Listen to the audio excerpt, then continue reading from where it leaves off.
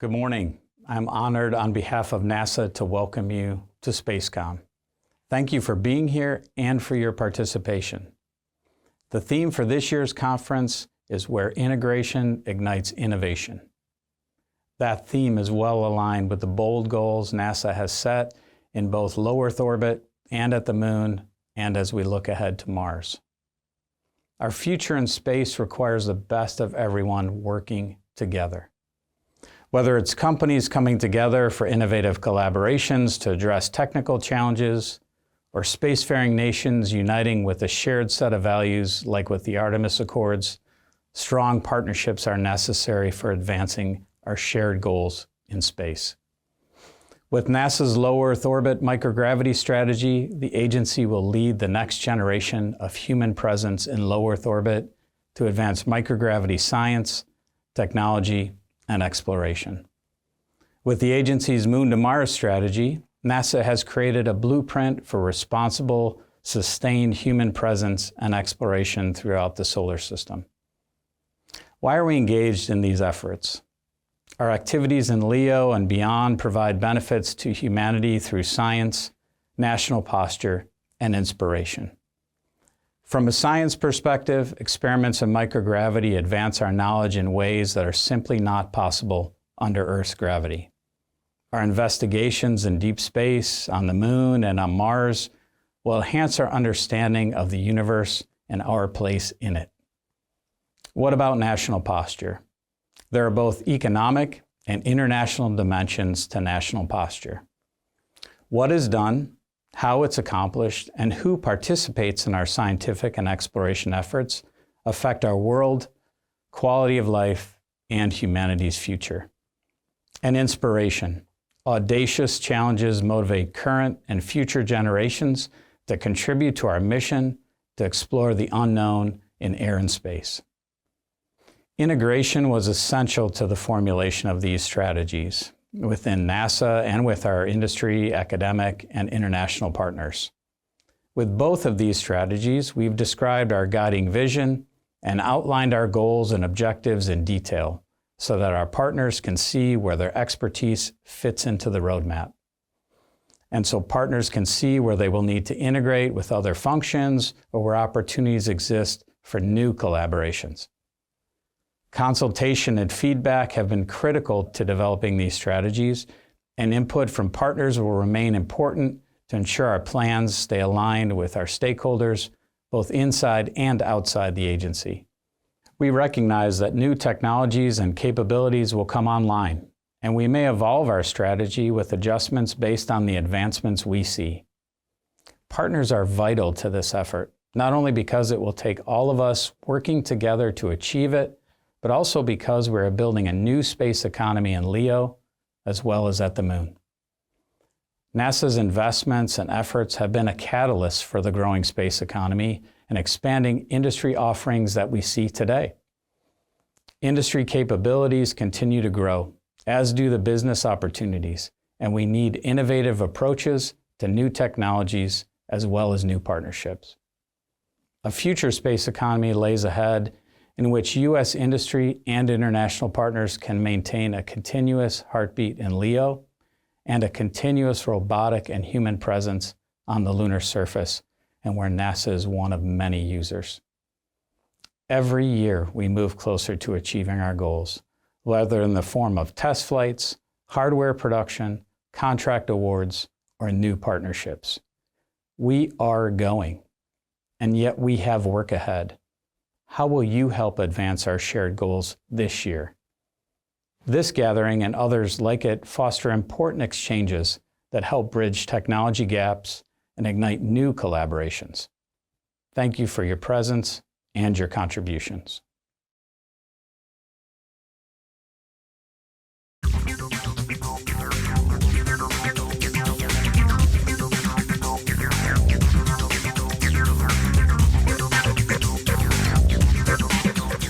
All right, good morning, everyone. I'm your friendly neighborhood Agency Chief Technologist, Stacy Charania, from your civilian space agency, NASA. So good morning.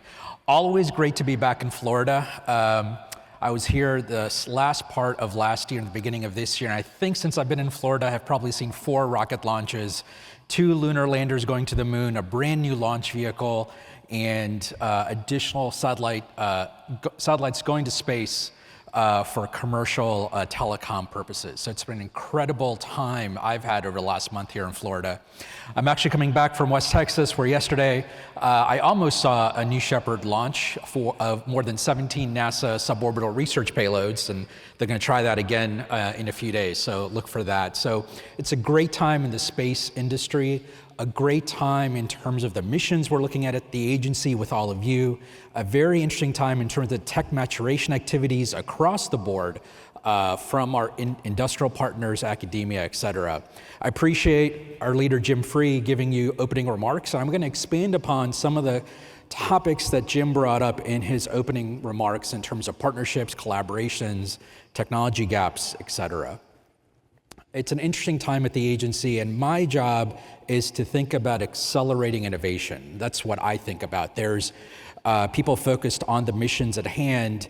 You know, I'm thinking about the technologies, capabilities, partnerships that can accelerate that, and those partnerships span all of you, but even those not in the room, those entities, organizations, and agencies that we can continue to work with. So that's me.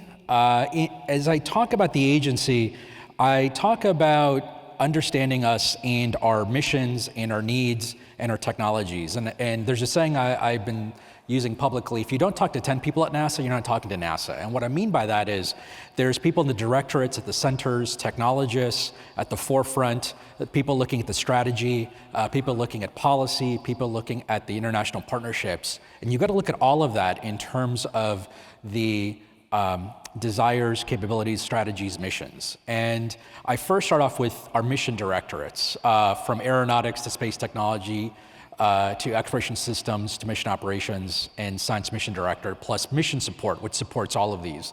And so that's kind of the first axis of NASA. Then as part of that, we also have the centers and facilities. And so that axis of mission directorates and centers are those set of folks to talk to, engage with. Part of my job is to be a technology ambassador to the nation and to help connect people with our technology community within the centers and capabilities and partnerships that are possible to support the missions and the mission directorates. One thing our office actually published recently, which I think follows and dovetails very nicely with Jim's comments, is a brand new report on enabling America on the frontier, and specifically how commercial space has enabled this.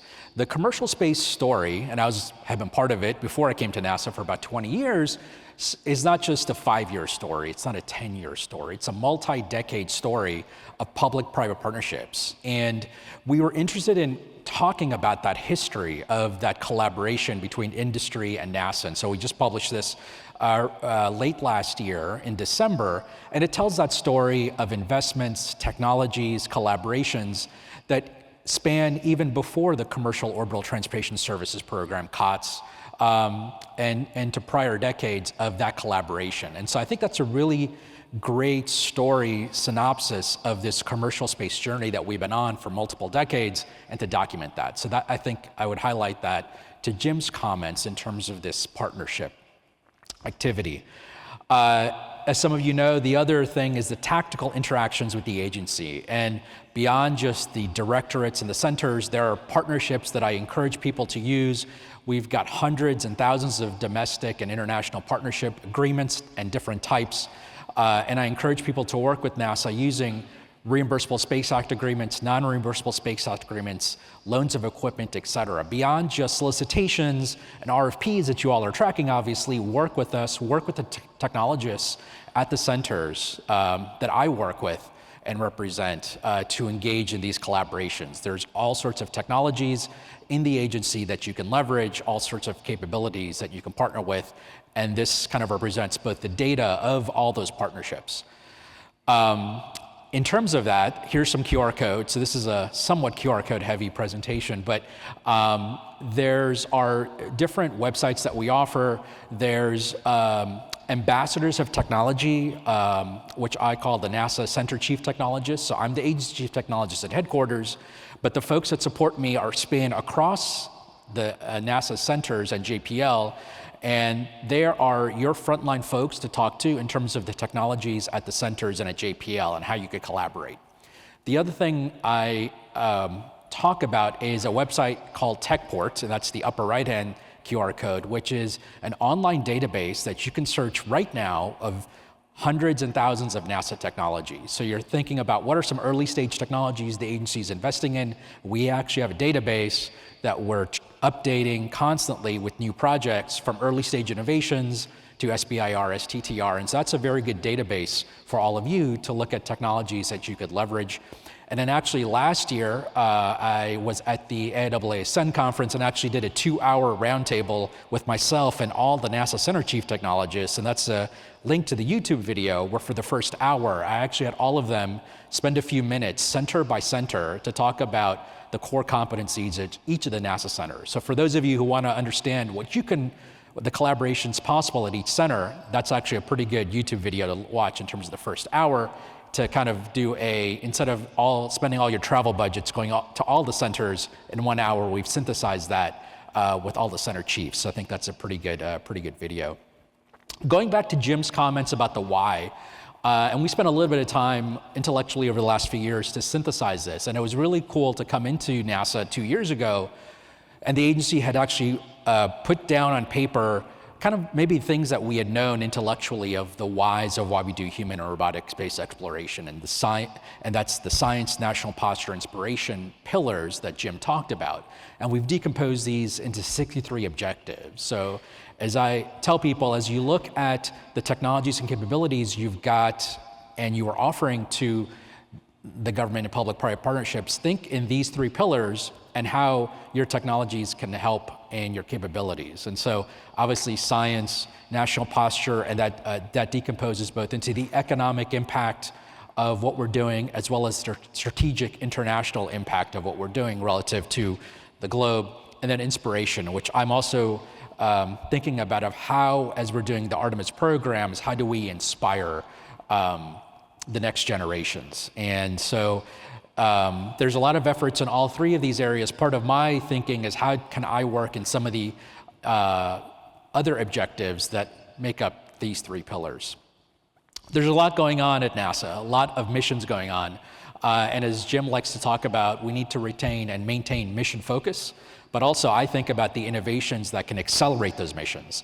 So this shows the dozens of Science Mission Directorate spacecraft that we're sending out into the solar system. I will highlight something that's late-breaking news, and actually in about an hour and a half, while you're at SpaceCom, if you got time, I'd listen into a NASA press conference we're gonna have on the latest results from the OSIRIS-REx spacecraft. If you recall, we had an asteroid sample return mission called OSIRIS-REx, went to the asteroid Bennu, successfully brought the samples back, and today we are going to unveil the science results from that mission. And without, I've been sworn to secrecy, not that I know too much, but it's gonna be awesome in terms of the public science that we will unveil today from those asteroid samples. So I think once again, it shows the partnerships we can do with industry and academia, with ourselves and our scientific community, to be at the forefront of knowledge discovery in the solar system. And so today at 11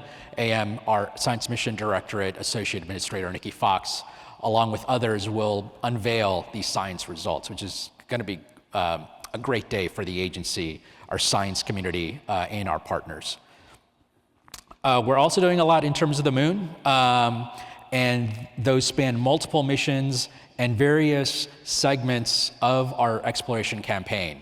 And actually later today, I will be on a panel on the first piece of that Moon to Mars campaign segment, as we call it, called Human Lunar Return. These are the initial Artemis missions that we are doing in collaboration with industry to enable return to the lunar surface, enabling technology development that we can leverage in the rest of the solar system, and that will help us get experience, technologies, capabilities we can then apply to expanding lunar surface activities, longer durations, and then leveraging that for human missions to Mars and beyond.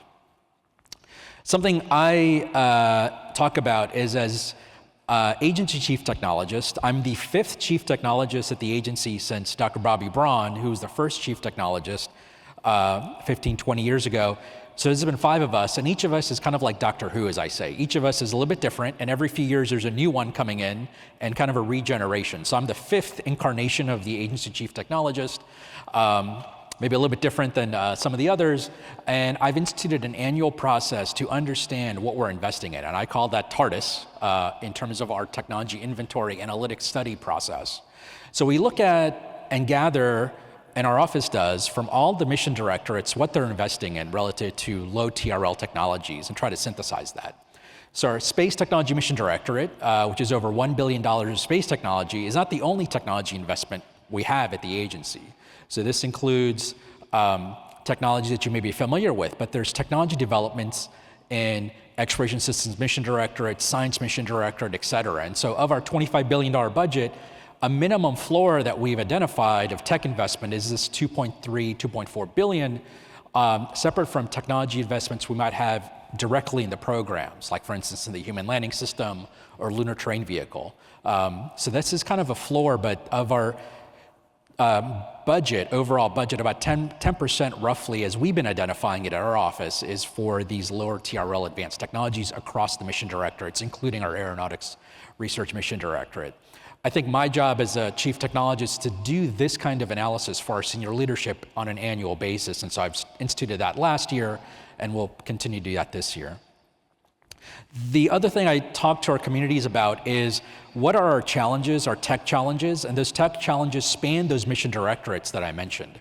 And so I talk about 2 lists. So I'm going to talk about 2 lists now that I encourage our tech community to focus on to look at and mapping your capabilities and systems and technologies to the challenges we had.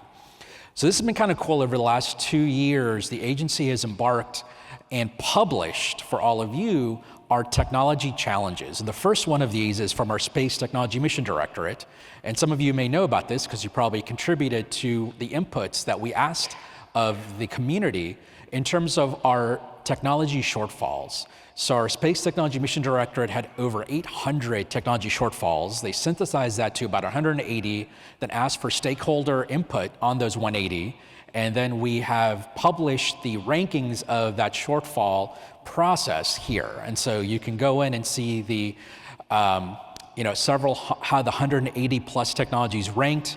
As you can see, there are technologies relative to surviving the lunar night, power, autonomy, PNT, avionics, et cetera, that are near the top, and some propulsion and power. And so this is kind of a good snapshot of the tech challenges that we've identified and that we use internally to help guide future investment, future thinking, what partnerships, collaborations that we can talk to people about that are challenging to us. And that's just one directorate. So that's one list. Here's the other list. So our Exploration Systems Mission Directorate has, on an annual basis, published the architecture definition document. And actually, in Jim's talk, he had photos from some of our meetings with the leadership team in ESDMD that manages this process.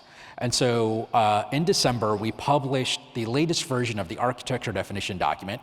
It's a very long document. There's a good executive overview I'd encourage you all to read.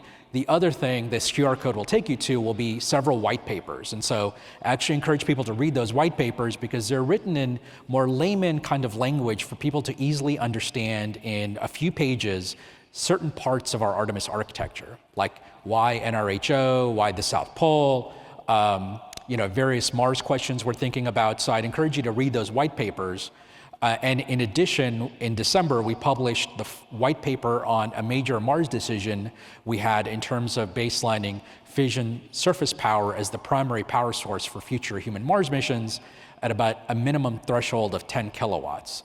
So these kinds of white papers are available, and I think are actually a pretty good way for us to engage with all of you in a very short, compressed way to understand our how we're putting together the architecture. The other part of that document, the architecture definition document, there's an appendix we call Appendix C, and I reference people to that appendix because it's actually ESDMD's, the Moon to Mars program's top technology challenges. So once again, the previous list was Space Technology Mission Directorate's overall technology challenges, looking longer term, looking at low TRLs, looking further out. But for the Moon to Mars program, this list in Appendix C of the ADD is actually a pretty good list of the immediate challenges the Moon to Mars teams and the architecture teams have thought about and prioritized. So once again, I point this list, and you can see some similar capabilities, technologies. Maybe some of these are a little bit more near term than the Space Technology Mission Directorate shortfalls that I mentioned in the previous slide. But once again, surviving lunar night, lunar dust, these kinds of things, propulsion, power, kind of come up in terms of higher priority ranking. So I'd encourage you to look at this list as well as you talk to ESDMD about the capabilities, tech that you could bring, the demonstrations you want to do, and to map what you're doing to maybe these challenges that the teams, architecture teams have identified working inside the agency. The other thing I talk about is these two lists took a lot of effort inside the agency, and they are being used. So use them back at us as you're talking to us, you know, in terms of encouraging you to use their language that we use within the agency. These are two technology lists that I think are I use. So for instance, when someone approaches me, I go to a NASA center and they love showing me all the technologies they've got in the labs. I ask some questions. I say, okay, this is a Moon to Mars technology. How does this rank relative to the ESD technology gaps? How does this rank to the STMD technology shortfalls, right? So now I've got actually lists that you can use to help us prioritize and think about what we're working on, what we're partnering on. So once again, to encourage you to look at what you might want to invest in, what you might want to partner with us on. These two lists, I think, to me, are pretty powerful, and over the last 2 years, the agency has put some thought into putting this together. And as I mentioned, and this is actually the link to the white paper I mentioned, of the decision to baseline fission surface power as a primary surface power for initial crewed Mars mission. So once again, maybe kind of obvious to some, but I think the agency did document this process, document this decision, and I think harkens to how the Moon to Mars program is looking at lunar surface power, but leveraging those capabilities onward to Mars. The other thing as we think about nuclear power is how do we leverage that in terms of future Mars capabilities for crewed missions? How do we look at first generation of those systems on the Moon and leveraging work from terrestrial investments like the Department of Energy has been working with industry. And so as we think about our radioisotope power sources and that approach, where we currently use plutonium, but we've got some agency investments in other isotopes, as we look at our projects with other government agencies like Draco, as we look at fission surface power architecture on the lunar surface to provide power for Artemis, how do we leverage that? All of those radioisotope, nuclear power propulsion and space propulsion, and fission surface power for leveraging that on our missions to Mars. And probably I'll end my talk, I think, with something I probably know well before I came to NASA, and I hearken back to the report that our office released in December on the history of NASA's engagement with commercial space. And so I think this is like the start over the last 5 to 10 years of this commercial space public-private partnership revolution that we've embarked upon as a nation. And so I think it's been an awesome journey of how we've gotten here, both in terms of commercial orbital transportation to the ISS, crew transportation. Now we're looking to leverage that with commercial LEO destinations and low Earth orbit, leveraging that for the Moon to Mars program and Artemis and beyond. And we'll get a little bit into that and a taste of that kind of collaboration, which I think is kind of a difference maker in terms of our 3 pillars of science, national posture, inspiration. Awesome time in the industry. And actually, several months ago, I was at Starbase on the left-hand side and saw Flight Test 6 from SpaceX of Starship. This is Flight Test 7 that recently happened. Incredible capabilities, incredible energy down in Boca Chica and at Starbase. And then I was also privileged to see about 2 weeks ago from Blue Origin, the New Glenn first flight from Launch Complex 36. So an incredible time, an incredible set of capabilities we are developing. The other thing I think about is the technologies that we're investing today changing the paradigm of future generations of students. And what I mean by that is if you were to go to my alma mater, Georgia Tech in Atlanta, and you went to a freshman aerospace class, they would all assume any new rocket has a reusable first stage, right? So if you said, well, this rocket does not have a reusable first stage, to them it's like the world they grew up in, there's reusable first stages, that's just given. And some of what we're embarking upon with our commercial partners, like in the human landing system, is going to change a paradigm for similar set of students 10 to 15 years from now, where certain things today that seem very far out to them will be commonplace. And so it's awesome to think I would say, the Sputnik moment of the two Falcon 9 stages coming back from the first Falcon Heavy launch and landing almost simultaneously back on land, to these kinds of moments where the chopsticks first captured Starship. Kind of these kinds of things I think are influential to the younger generations of students and entrepreneurs that we've got out there. So it's an awesome time. And these kinds of collaborations are happening with NASA partnerships. We actually had a NASA Gulfstream 5 ready to take imagery of the Starship when it comes back. So there's different collaborations NASA's engaged with both of these entities and others to enable this future. Then as we look beyond launch and low Earth orbit, there's an incredible amount of collaborations with industry in terms of lunar capabilities that we can then leverage onto Mars. This slide represents more than, I believe, $8 billion of public-private partnerships from multiple United States companies to develop in-space, orbital, and landing capabilities on the lunar surface. We've got our commercial lunar payload services contractors, and then also our human landing system contractors represented here, ranging from tens of kilograms to tens of metric tons of landed capability. And we're leveraging NASA technology, we're putting NASA payloads on here, we're working with these companies in collaboration on some of the tech that they've got. Different NASA centers are helping some of the human landing system companies in collaborations and government task agreements. We've got NASA payloads on some of these missions, and this is real. This is, as Jim said, both in terms of the real hardware we've got for the Artemis program, there's real hardware from all these companies in terms of these endeavors. And this is a real picture.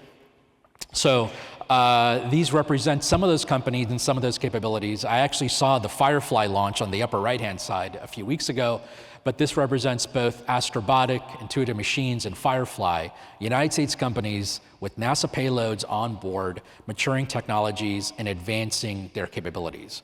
So each of these landers and these companies have roadmaps where these landers evolve, more capabilities ensue, and we can put more NASA scientific payloads, technology payloads, payloads to support Artemis, payloads to understand plume surface interaction. The Firefly mission, just as an example, has some awesome payloads, including GPS and GNSS receivers to test the extent of those navigation systems out in deep in cislunar space. So an incredible set of capability developments, workforce development, national development in collaboration with NASA. And then the human landing system. And so both SpaceX and Blue Origin are instrumental in the Artemis program. And as some of you know, many years ago, the word propellant depot is probably verboten at the agency. But as I like to say, we are now in a domain, in an era of propellant depot-based architectures that will enable access to the lunar surface in the Artemis missions, but will open up Mars, open up the solar system. And both of these companies have independent cryogenic propellant management and transfer-based, propellant depot-based architectures. And as I mentioned, those students today at Georgia Tech, as freshmen, assume all first stages are reusable. Though a freshman class at Georgia Tech 10 to 20 years from now will assume propellant depots are of course obvious. They will have grown up in a world where these architectures that we're going to leverage for the human lunar return segment of the Moon to Mars program, and we can now leverage to get missions to the outer planets, missions to Mars, will be enabled by these propellant depot-based architectures where cryogenic fluid management, propellant transfer, stage reuse, and have awesome capabilities. And it's leveraging technology, facilities, infrastructure that we have at the agency in collaboration with these entities, and looks to be an awesome future. And then finally, my final slide, this extends to Mars. So you may have heard about our Mars sample return and the reassessment of that program. And now we're looking at different architectures that enable how we can leverage commercial capabilities to get these samples back to, and samples like this, back to the Earth. So these are real pictures of sample container tubes in the surface of Mars. And we want to get these samples and others back to help understand Mars and to help prepare for our human Mars journeys. And it's interesting to see how we're leveraging commercial space, not just in launch, ISS, the Human Landing System, Lunar Terrain Vehicle, commercial LEO developments, but now Mars sample return. And how we can leverage the investments we're going to make in the Human Landing System, these propellant depot-based architectures, to go to the moon, to Mars, and beyond. So it's an awesome time. Thank you, everyone. And please join us later today for the Human Lunar Return panel. And then also in about an hour, our announcement on the results from the OSIRIS-REx samples, which will be an incredible announcement for the agency today. So thank you very much. Thank you, AC, for your inspiring words. Welcome, Kelly Osborn, Vice President, Space Commerce and Entrepreneurship, Space Foundation.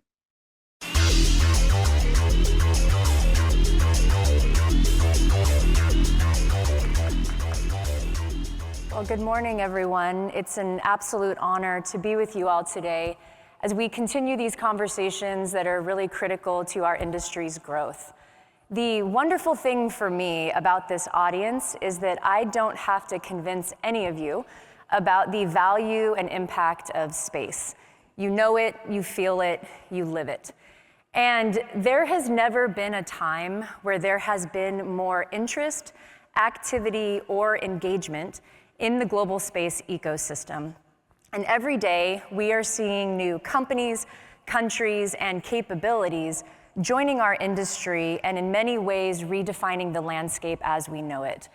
I personally think that we're at a bit of an inflection point because the conversations and the tech development that we have been seeing mature over the past 5, 10 plus years is finally at a bit of a point of fruition. We are starting to fly, and we are now having conversations about scale. And we have certainly had an extremely exciting first month in 2025 as AC punctuated with the flight of New Glenn, as well as iSpace and Firefly launching their lunar payloads. And what this says to me is that while the road ahead of us is extremely exciting and optimistic, it is also fraught with new challenges. Because we are now not only asking the question, is it technologically feasible, but we are asking the questions of, is it scalable? How do we coordinate and how do we integrate? Which in and of themselves, those questions are much more difficult because it is moving across domains, proficiencies, and people. When we think about the tech commercialization flywheel, especially in the space industry, I often use the analogy to root it in civil aviation as well as the cell phone industry because of the development arc that it occurred. It started with really heavy government involvement and integration and funding. There was then this trend toward commercialization that then led to the enablement of new markets and industries that we have never really seen before. I mean, how many of you in the audience actually use your cell phone regularly just for phone calls? We don't. And so when we think about the future of space, we are really at that trending toward commercialization. And so the future really must be engaged, looking at it as a multifaceted domain and an ecosystem and a integrated collaboration amongst nations, companies, countries, academia, everyone. And what that says to me is that the market is actually very exciting because it can be stable, creative, and risky all at the same time. And it's really our job to then be able to weigh our excitement and enthusiasm for the future with a pragmatic view about how to engage it stably and scalably and sustainably. And so we're not going to answer all of those questions this morning. There's no way that we can. But I hope that this conversation and this presentation at least gives you some good food for thought that you can bring into your conversations in the next coming days and the coming months. And so the goal of today, where are the slides, is to give an overview of the space economy, really looking at quantifying it and then qualifying its many aspects. I'm going to start with talking about just what the space economy is and its key components.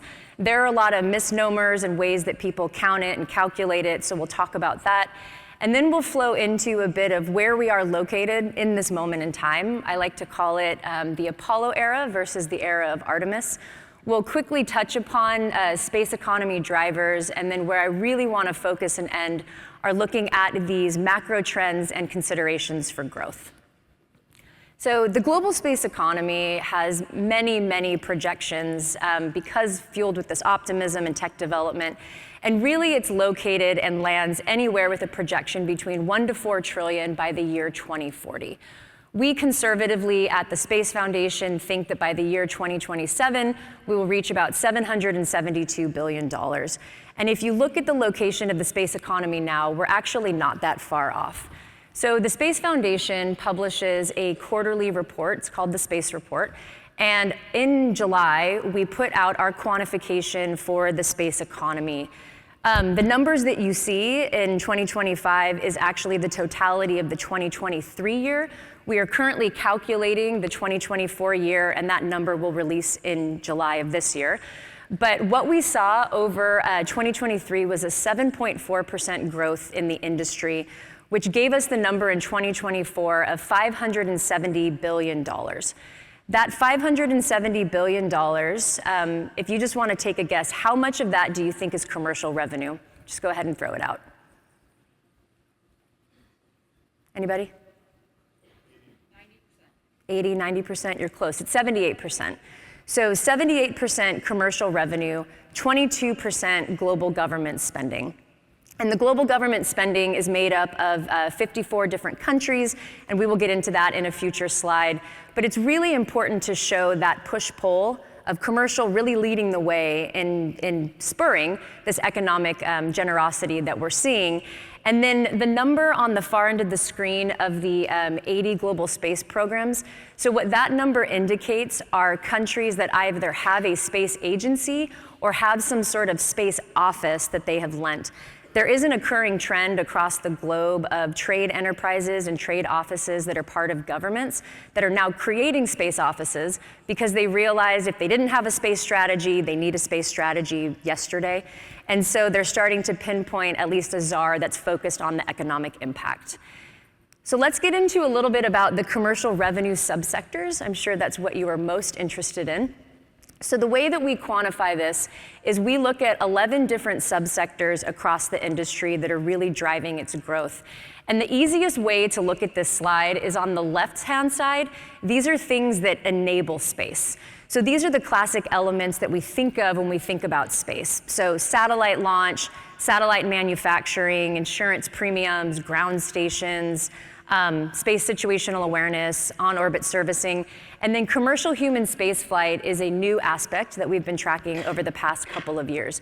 Within the commercial revenue of 78%, that left side, the things that enable space, accounts for 1/3 of it, which may seem lower than some of you think, because a lot of times people believe that the industry and economic value is actually underpinned in launch's value. What's actually driving the revenue right now is the other side of the screen. And those are things that are enabled by space. So it's direct-to-home television, PNT, satellite communication, satellite radio, and Earth observation. And if you break it down in the numbers, you can see that precision navigation and timing is actually the largest overall for the 3rd year in a row. But the sector that we have seen the biggest growth in is actually ground stations, which should be no surprise with the proliferation of the satellite equation that we continue to see across the space ecosystem. I think what's most interesting to me is that while we are not surprised by things that anchor us, like PNT and ground stations and infrastructure, there has been an increasing uptick in things like space situational awareness and the ISAM portfolio and commercial spaceflight, which really underpin the idea that I mentioned in the beginning about our market being stable with these industries, but creative and risky all at the same time. So let's get into the global government spending. So overall, across the globe, and I mentioned we monitored 54 countries, there was $125 billion invested in space. The United States accounted for 74 billion of that, which is roughly about 59%, and the rest is 51 billion. If you look at global government spending, the top 3 entities worldwide, it's the United States, followed by followed by the European Space Agency, and then by China. But those 3 entities really qualify kind of the top 3 in terms of programs. And then if you look at the nations operating space, there's 91. So actually, as of today, there's 92 plus countries that actively have a satellite in orbit, which is absolutely mind-blowing. And that really helps underscore the aspect that space is global, space is becoming integrated, space is becoming completely collaborative, and what we do with this future-leaning mindset is really going to enable how we're going to be able to take advantage of its growth. So now let's get a bit into the Apollo era versus the era of Artemis. I actually think we're in a very, very interesting time in history because we are moving beyond moonshots to having very real conversations around what a cislunar economy could look like. And the reason I call this the era of Artemis is it's partially underpinned by NASA's ambitions a couple years ago to return to the moon, but it's really about the symbolic aspect of what returning to the moon means. And there's a couple of reasons for this. So let's just talk about lunar engagement. So lunar ambitions, they're not just for countries anymore, they're for companies. And Intuitive Machines now proved that a commercial company can land on the moon.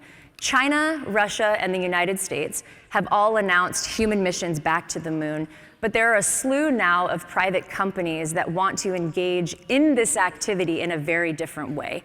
What this means for the community is a lot of different things. It's forcing business models, it's creating geopolitical complexity, and it's also making sure that we bring seats to the table for people that never really had a seat at the table before. Let's talk about the first point about being the collaborative and competitive environment. So when we think about the Apollo era and how we have our space industry to thank, it was national priority at the top, funded, vertically integrated technology. The era of Artemis is very decentralized in many ways, right? It is collaborative, it is integrative, it's going to require every industry, every country to really create this collective wish. It's created a necessity for integration and collaboration, which we've actually never really seen before. And then that leads to geopolitical issues. So now in this cislunar economy and cislunar landscape, we cannot necessarily completely decouple civil activities, commercial activities, and national security activities, primarily because a lot of the technologies being developed are dual use. You develop it for a national security capability, there is also a commercial capability, and that creates a lot of challenges in terms of maneuvering, but we also cannot ignore the fact that there are still friends and foes in space. So our space industry began with a space race. There are still issues in space now. I know General Shaw on the stage yesterday mentioned the China equation, but China has made the moon and space a political priority, and they are not shy about it. And so we must keep in mind that while we are pushing for a commercial eventuality, we still have geopolitical risks and considerations to make while we are creating our strategies. And then lastly, what I'll say about the diverse space market characteristics is what I said before. It's bringing all players to the table. So we now not only have to deal with commercial, civil, and national security mission sets, but we also have diverse company sets, large, high growth, and small. We are dealing with academia, we are dealing with investors, all with different profiles, different risk appetites, different funding thresholds. So you bring everyone into the mix. How do you coordinate and integrate in a way that is going to allow every mission set, every technology, and every sector to actually thrive? So let's talk a bit about the space economy drivers. And I'm just going to touch upon these briefly before I get into the macro trends. But Morgan Stanley put out these 10 drivers of the new space economy. And really what these are meant to highlight are verticals and areas of interest for technologies to engage. What I find the most interesting about them is the diversity amongst them, but more so looking at a lot of the upstream and downstream capabilities that these enable. When you look at each of these drivers, like satellite launch, satellite internet, when you start to peel back the onion, it really gets into things like artificial intelligence, digital engineering, quantum computing. When you think about deep space exploration, what you start to think about is less the technological abilities, because we will achieve those, but more of the human aspects. Biometrics to keep astronauts healthy, any sort of mental aspects, right? Because if we're asking people to go on these long duration missions, potentially 7 months to Mars, how do you keep people sane? How do you keep people healthy? And so these aspects really start to come into play that are really deeply human. When you go to lunar landing, it's partially the technology, it's also the human aspect, but it's advancements in manufacturing, it's different types of integrated infrastructure. Earth observation, when we get more satellites, we're gonna have more data and more ways of using it. This next one gets people very excited because these are some of the sexier ones. But asteroid mining is on here partially because of the promise that it brings to bear. A lot of folks tangentially and adjacent to the space industry get very excited about asteroid mining because, yes, while there are asteroids that have more platinum that exists on Earth, the business case is not there yet because there are some very fundamental technical things that need to happen first before we can achieve that. But asteroid mining is really up here because it's extracting water and rare minerals to enable the in-space servicing and manufacturing aspect and also the space-to-space capabilities. We have space debris, which clearly is a technical issue as well as a policy issue. Space tourism as well, space research and manufacturing. And so really what these are again meant to showcase is the diversity of these drivers. But what I challenge people to think about is creatively, what else is necessary to enable these areas of growth and what do these enable? Because that's really when you start to think about this systems of systems integrated approach to the space economy. So in the moments we have left, I do want to touch about some macro drivers and considerations for growth, because these are really the things that are the most important, in my opinion, as we continue these conversations. So the first for macro drivers is launch cadence and access.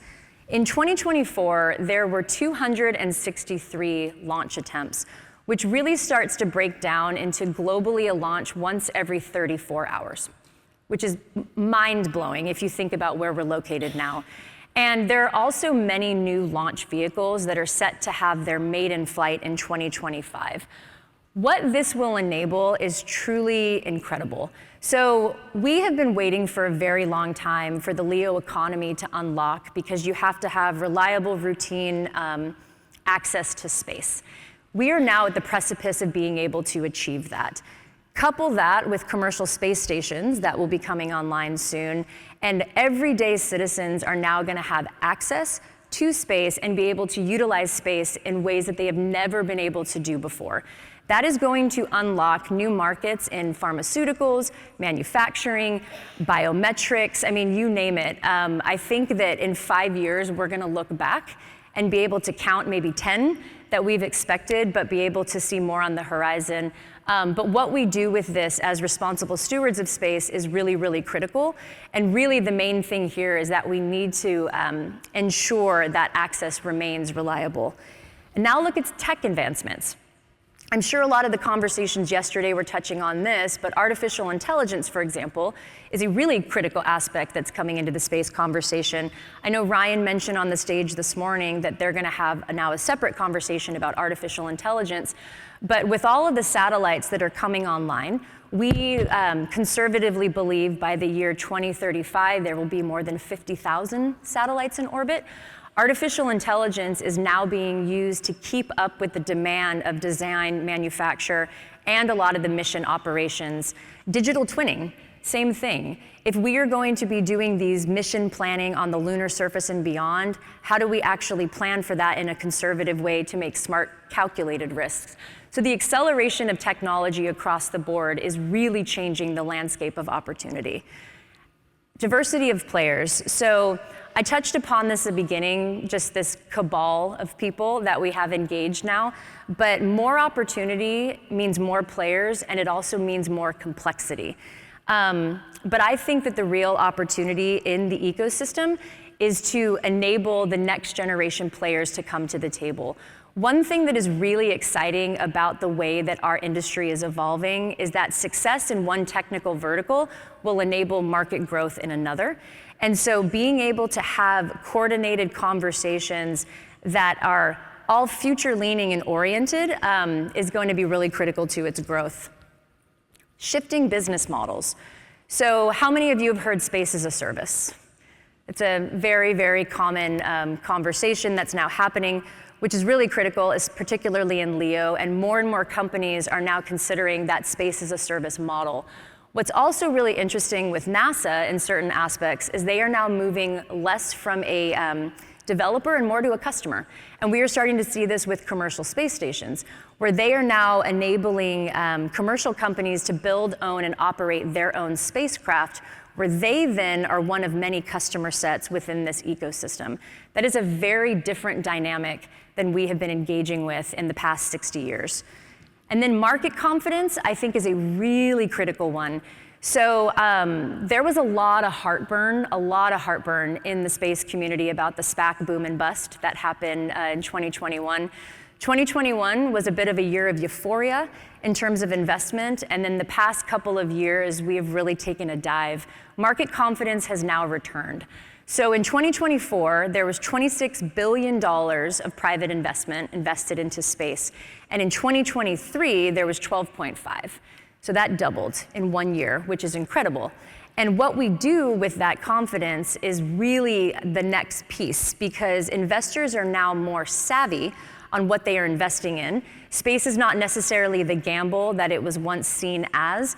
However, we need to start moving toward investments that are really going to move the needle and unlock business opportunities, which leads me to my first consideration for growth. It's an area that I call the missing middle. That's just a cute kind of term I assigned to it, but essentially what it means is that we are now in a place where we have proven capabilities. As I mentioned again, the market is stable, creative, and risky all at the same time. We have technologies that have demoed, but they need to go from demo to scale. These technologies are a lot of those in the ISAM portfolio, a lot of those that are going to enable new business opportunities in the LEO commerce area. But they take a lot of capital. And my concern, not that it's been validated, but it's sort of tiptoeing around it, is that a lot of the investment coming in, while there is confidence, there still is some heartburn. And a lot of investment started to trend toward more stable and known industries that give more of a 3 to 5 year return. It's hardware, software, infrastructure, or they're going toward the new startups. We need to make sure that the capital mindset and investors are actually looking at this middle portion of the space economy, because these technologies are really what's going to enable the next generation of growth. The next is diversity of capital and really accounting for risk. I am so excited to see more investors coming to the table and more private institutions that want to get involved in space. But we need to have lots of different ones with different risk thresholds. And the reason is that our industry has actually underwent an incredible metamorphosis in the past 60 years. So we moved from an industry that was more focused on technical risk and mission risk to one that is now focused on financial risk, business risk, and scalability. That's quite impressive to accomplish in 60 years. However, we also have different risk profiles of the stakeholders that engage in space. the government and commercial. The government is still the primary customer, and they have very different ROI models, very different risk profiles, very different ways of funding than the commercial sector does. And so understanding who's actually at the table, what are their mission objectives, and what is their risk threshold will allow investors to think more clearly when engaging in the ecosystem and actually understand the industries and technologies that they are working to bring to bear. The next is just speed of mission authorization and license. The one thing I'm going to say about that is that we need to make it easier and quicker. One-stop shop, being able to not have our government systems actually allow our innovation to not run at the pace that it needs to run. And then the last piece I will say about the regulatory landscape is we are in a modern space era, and we need to make sure that our space regulatory framework actually allows for how we design innovation and do mission sets now. We need to make sure that our regulations permit speed and flexibility as opposed to controlling it. And so really, when you look at the future of how space is evolving in this innovative landscape, we need to consider something like regulatory guardrails. So we do not curtail the speed of innovation, but we at least give sort of the same sheet of music, the same signals to these technologies so they can better coordinate and better integrate. And with that, I want to thank you. I know that was a lot. I have 45 minutes left. Let's see if there's any questions. Or sorry, 45 seconds, not minutes. I'm like, you guys have me here all day. No. So one of the questions is, as AI continues to evolve, what are the industry's top priorities for integrating AI into future mission sets? It's a great question. I think primarily one of the main ones that I've seen is really around better manufacturing processes, like I said, with design, manufacturing, and operations of satellites. But I also think that AI is going to play a really integral role in a lot of the cislunar mission sets that we are eventually planning, and also potentially some of the engagements on the commercial space stations. So I really appreciate your time and attention this morning. Please find me. I'll be here the rest of the 2 days if you want to have any further conversations about these issues. And thank you just for bringing your excitement and expertise to the space ecosystem. I'm really excited to see where the future grows, and I think it's very bright, and I think that we can accomplish all of this together. So thank you.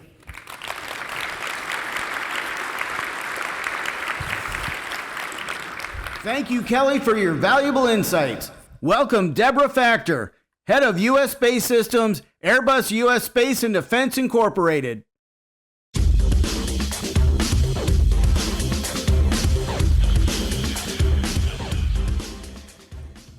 Thank you. It's great to be here this morning and share a little perspective on commercial space and follow up on some of the industry perspectives after hearing from AC and Kelly. Really want to thank SpaceCom and the organizers for enabling me to be here today.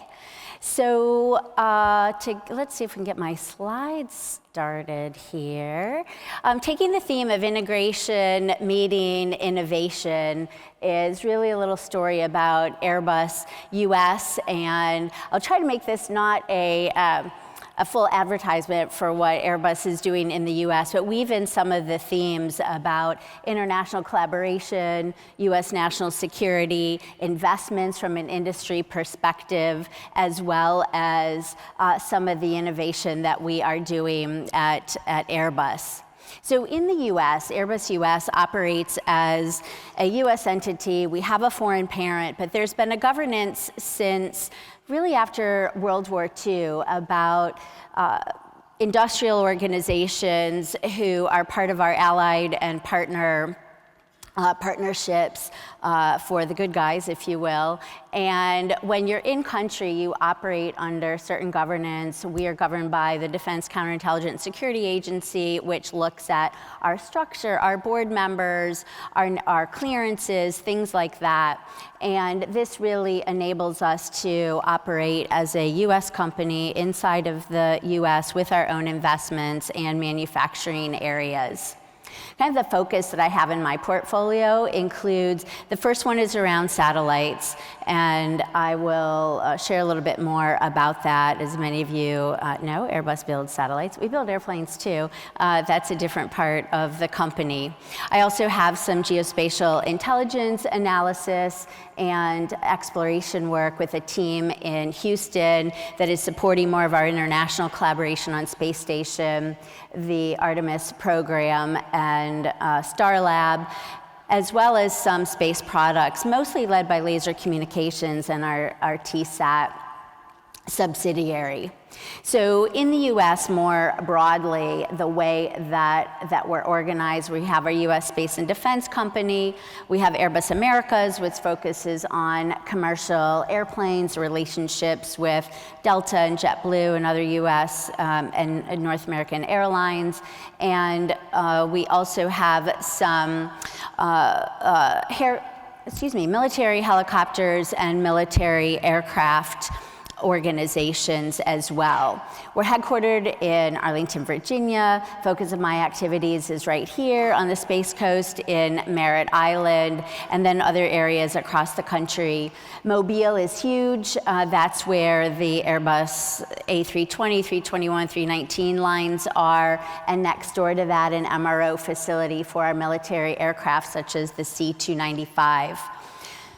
Columbus, Mississippi, and Texas are big for the helicopter side. We have a commercial helicopter facility that is leading in the markets of search and rescue, medevac, tourism, and then on the other side of the fence, the U.S. military side, a little fun factoid with our Lakota helicopters that every U.S. Army helicopter pilot trains on one of the Airbus helicopters built there. So talking about the Space Coast story, because really this is a huge center of innovation for Airbus, for a number of partners and suppliers, obviously NASA, the Space Force, FAA, some of the activities with SOCOM and in Miami on the Air Force and Operations Command level.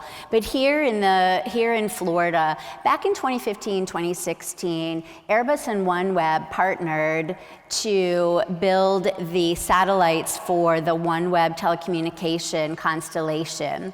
This was a huge investment in manufacturing technology, bringing together experience from the commercial airplane side, from automotive, as well as satellite techniques, pulling those together to partner and create a factory that would build all of the OneWeb satellites. As a greenfield, back in 2018, 2019, built the facility, partnered with Space Florida. We are in Exploration Park, so that is NASA land, Space Florida facility, and we operate inside of that. We're also invested in an expansion to that facility. It'll open later this year, and that's a big Airbus investment into furthering capabilities with additional production space, space vehicle integration, payload integration, as well as an environmental test facility that are all rated to TSSCI capabilities. So in terms of innovation in this region, this will be the first one of this nature in the area, and given where some of the Department of Defense missions are going, Space Force missions, this is huge. You know, another thing that we really like about being in this area, and touch a little bit that AC and Kelly talked about, is workforce. You know, anytime that we are talking about innovation is getting multi-generations together in the new ideas and the new tools and processes, approaches that are coming out of universities. We have some very strong partnerships with the local universities, as well as a fantastic apprenticeship program, which we have found to be super successful in even having people come out of high school right into technician training and are able to have super early hands-on practice and implementation on the operational side. So a lot of innovation on satellites and telecommunications, as well as Earth observation, SAR missions, many of the markets that Kelly just talked about. The Era 150 is a product that we used for OneWeb. We've produced over 700 of those, over 650 are on orbit. And this was well, it started out huge learning curve with the Greenfield factory, as I mentioned, and then also ramping up supply chain, partnerships with, it's not just when you talk about primes or subs in our industry, it's really important to look at the suppliers, where they're located, what they need. A lot of this was also taking place during COVID. In fact, I started Airbus U.S. 5 years ago. It was the first week into quarantine, so that was super interesting to meet a whole team via my cell phone. And on day 5 is when our partner OneWeb had filed for a Chapter 11 restructuring. So just to add to the fun of commercial financing and some of the stressors going on, kind of double challenges during the pandemic. So one of the things that we really learned at that time is how important it is to understand where your suppliers are, what they need in terms of cash, what they need for their people, for safety, and in ramping up in the ability to have this kind of high production mass rate that was needed for the telecommunication constellation business for OneWeb, and then also something that we could translate into national security markets like the Space Development Agency. So many of you, I'm sure, are familiar with SDA and the various tranches that it has implemented with kind of a spiral development from introducing and demonstrating capability, then operationalizing it in the next tranche. And in that tranche, taking some new demos to operationalize it in the next one. So during that time, we really looked at the market and the research that we just saw that talks about the applications that are out there, partnering with the government, with primes, with commercial operators to really see where's the sweet spot in the market. There's always this push and pull on what are you developing? Do you buy what I have, or do I sell you what you need? Do we adapt? How do we translate the bridge between where commercial investments has gone and how you can leverage those for new markets, and at the same time balancing national security needs where we are very used to operating in a government environment, requirement flow down, federal acquisition requirements flow down, and being very fixed in defining what is needed and when.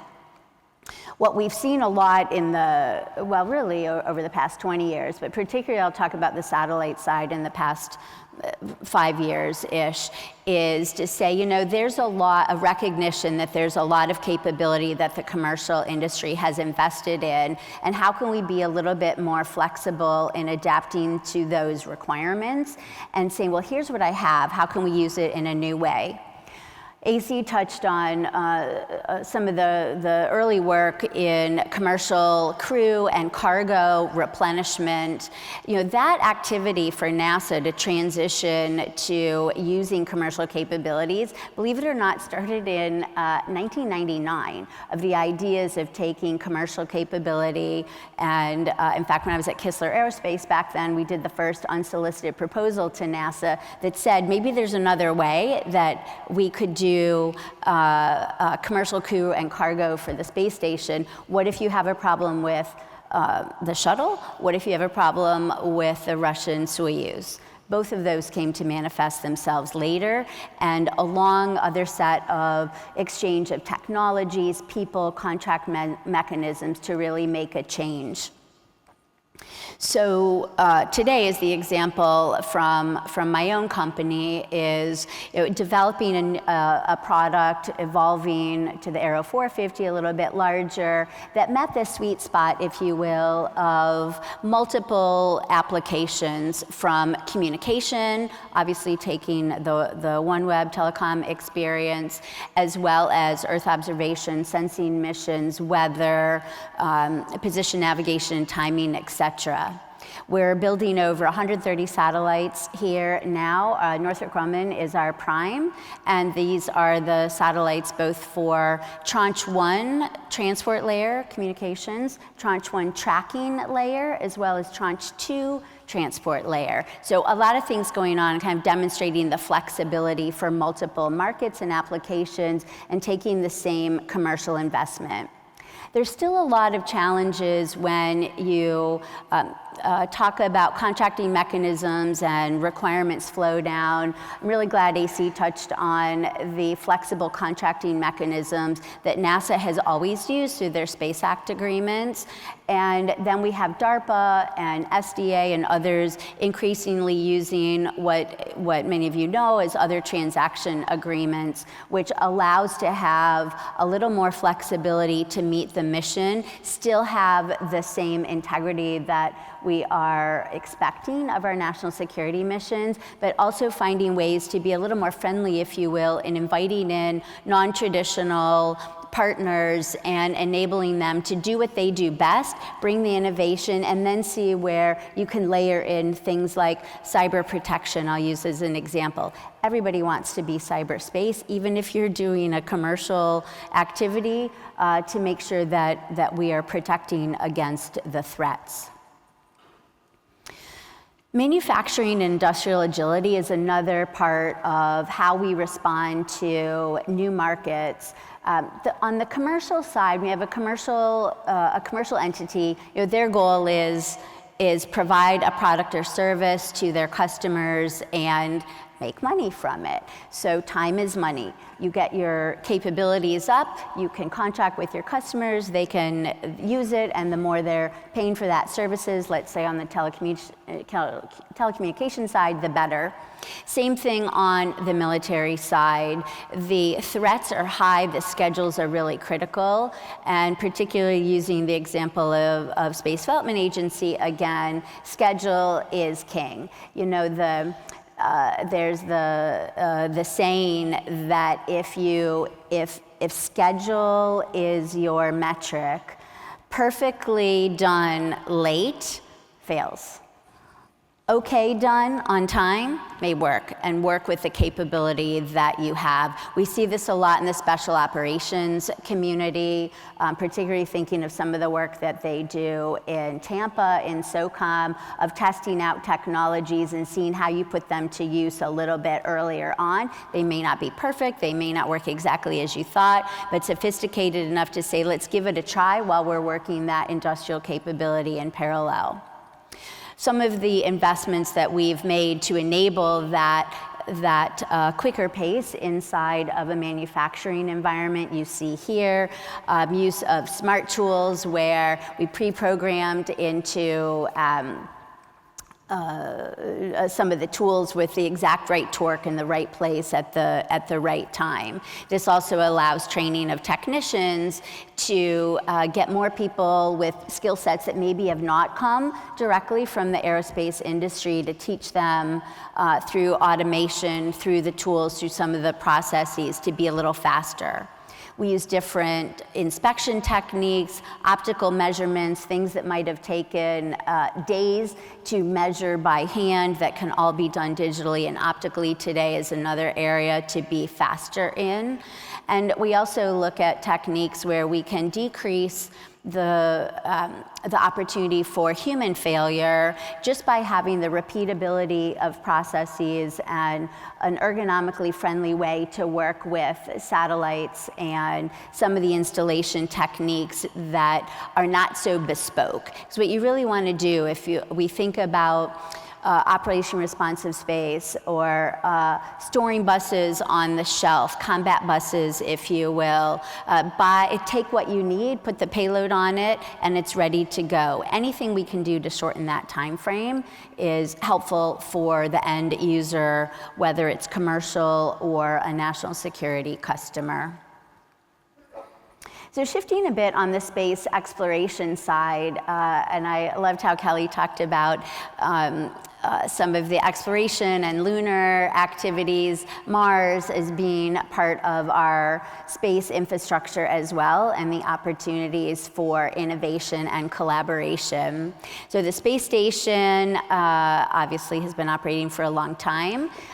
From an international standpoint, Airbus in Europe is partnered with the European Space Agency for some of the exchanges that are done, the trades between, the barters that happen between NASA and the Japanese Space Agency, Canadian Space Agency, and NASA to enable different activities, astronaut time, science experiments on the space station. Airbus invested in a platform called Bartolomeo. That was our own investment. It's attached to the ESA Columbus module, and we have just installed the first payloads that were commissioned last summer. There was a press release just the other day of one of those cameras by Sen TV, a high-def video it's an external platform, so it's unpressurized, but it's outside, it's taking fantastic pictures. In fact, talking about rapid response, when the payloads were first installed, happened to be right before the Starliner was coming down off of space station, and that video camera was able to take some really high-def images to allow more understanding of that vehicle. So super excited about that. We're considering, when you test in space, thinking of what payloads we might put on small satellites, we can also put them on space station and you can get them back. So that continues to be a really good way for science experiments, universities, NASA, et cetera, to take advantage of space in a more commercial way. Artemis is a fantastic partnership, again, that's international, and Airbus I think it's the first time that there's been an international industrial partner with NASA through ESA, again, in providing major portions of a big mission, like going back to the moon. So Airbus built what's called the European Service Module. It powers the Orion capsule, so everything below that NASA line is built by Airbus in Bremen, Germany.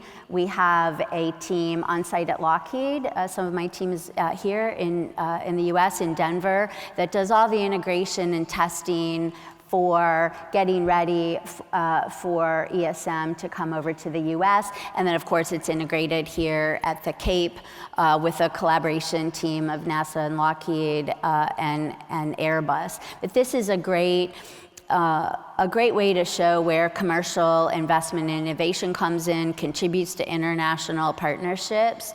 And I also want to call out the Artemis Accords.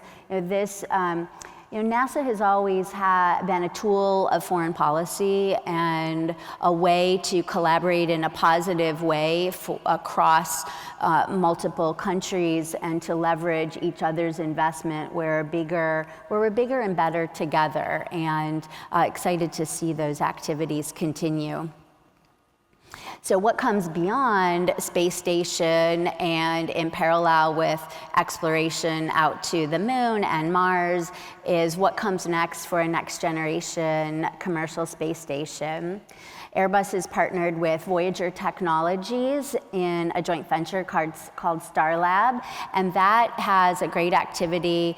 AC mentioned the commercial LEO destinations, which is NASA's seed funding, if you will, to a number of commercial providers. There's also some additional private investment looking at, well, what comes next when we don't have a space station that is owned and operated by the government, but where we have a different business model model that still has the same kind of capabilities, still can collaborate with government to have astronaut time, but now they're doing it in a much different model. So taking some of the activities that CASIS does, the ISS National Lab, where they've really set up some good models for commercial partners to fly on space station, take that same model of what would that look like on a commercial station, as well as humans in space and tourism and government astronauts to participate. Our approach has been to replicate the international government partnerships on space station and replicate those in an industrial model. So taking Mitsubishi as a representative of Japan, MDA Space as a representative of Canada, and then Palantir for AI capabilities on the space station. You know, we often think about collaboration thinking in exploration, some of the NASA science missions, as being a tool of government. And really when we think about industry is where things are made and done, and the supply chain and the partnerships and the investments. So I'm really excited to see how this furthers the getting ready for critical design review and some of the other milestones within the NASA CLD effort, as well as collaboration on international opportunities and university science missions, et cetera. So stay tuned, this is an exciting one. And finally, I just want to thank the Florida, having this conference here, SpaceCom, brings together so many parts of our ecosystem in one place. It's a tremendous area for supply chain. I mentioned universities, the chambers, the philanthropic activities that the space community contributes toward the local economy. We've had very good support in Congress for NASA missions, for broader space investment, and certainly you see a lot of new capability coming here, lots of launches, and you have to have something to launch. So sharing a little bit about the satellite and exploration side as well. I spend a lot of time here on the Space Coast, so any opportunity to share what we're doing and where we're investing, really excited to do that. And then look ahead to what's next, setting a new year, January, think about resolutions and opportunities and openness. In fact, my personal word for 2025, I like to pick a word that kind of exemplifies how I want to look at life during that year. And my word for this year is open. So being open heart, open mind, open to new possibilities, open for launch, and open to new partnerships. And I welcome you to think about that same kind of openness as we integrate innovation together through partnerships. So thank you very much. Enjoy the rest of the conference, and appreciate that everybody here is really looking toward furthering our space economy. Thank you very much.